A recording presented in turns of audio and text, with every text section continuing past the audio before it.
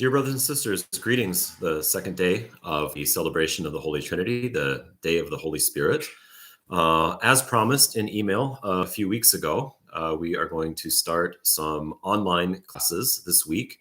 Beginning from tomorrow, we have finished the reading of the book of the Acts of the Apostles, which began on Pascha and lasted until Pentecost. Beginning tomorrow, the church gives us our daily epistle readings from the Epistle to the Romans. And the Epistle to the Romans is full of very useful information for Orthodox Christians, and it is also full of passages that are often very hard to understand, and we need a little bit of help from the Holy Fathers to do so.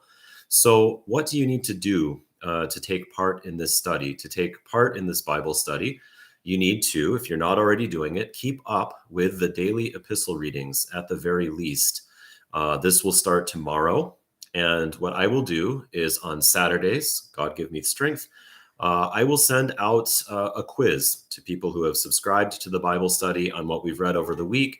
And also over the weekend, I will post a video answering your questions about the readings and giving some insights from the Holy Fathers. So every day we read, every day we write down our questions. At the end of the week, we will have a quiz and also a video explaining some of the more difficult parts of the weekly readings. So every week we're thinking about reading the Monday through Saturday readings. The Sunday readings in church, hopefully we'll get something about those for being in church. The email address is the same as the church email address for any questions and for the quizzes and so on. It's stgeoslc@gmail.com. I'll put that in the comments section below. This really is intended for parishioners of St. George Russian Orthodox Church in West Jordan, Utah. Again, I do not pretend to be an Orthodox internet personality. I don't have much to say to the whole world, but as the shepherd of the flock here, I want to offer this at least to our people. A few preliminary words, and then I'll go do this video in Russian. A few preliminary words about the Epistle to the Romans. It's always good to know a little background of the books and not just break into them. The Epistle to the Romans, of course, was written by St. Paul. And we can ask always the few questions that are in the textbooks. Why was it written? When was it written? To whom was it written?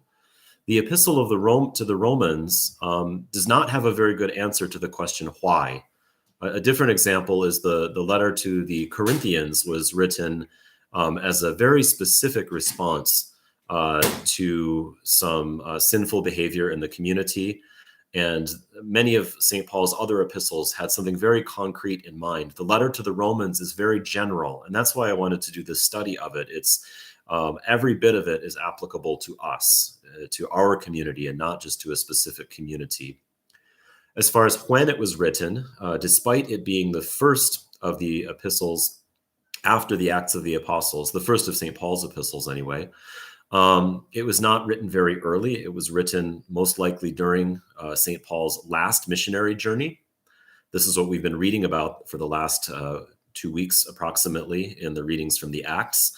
Right before St. Paul himself, approximately before St. Paul himself was arrested and brought to Rome, maybe a few years, maybe only a year before that.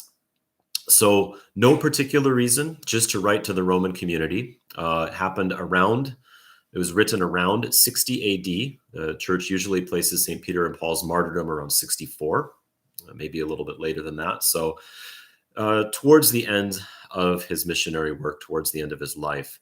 The people to whom it was written were just any Christians in Rome. And this actually has very interesting consequences for us to understand this. If already around 60 AD, St. Paul is writing to the Roman church, this gives us a pretty clear answer to the question of who was the head, who was the founder of the Roman church. And the answer we get is not that it was St. Peter, although indeed St. Peter had his martyrdom in Rome as well.